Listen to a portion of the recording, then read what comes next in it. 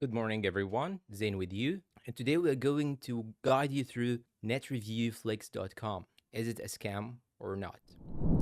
Now, you have probably seen many posts on Instagram, on Facebook, on Threads, on X, or any other social media platform that they hire people in order to review some Netflix series or movies. So, now what I want you to know is that it's highly risky. And in fact, let's try to search for nextreview.com, nextreviewflix.com. So here I'm searching on the website, I'm searching for it. And let's try and investigate. Okay, now it tells me here on the top left side, as you can see, it is not secure. Okay, and now because I'm having an upload, I cannot actually reach it. So this is totally scam.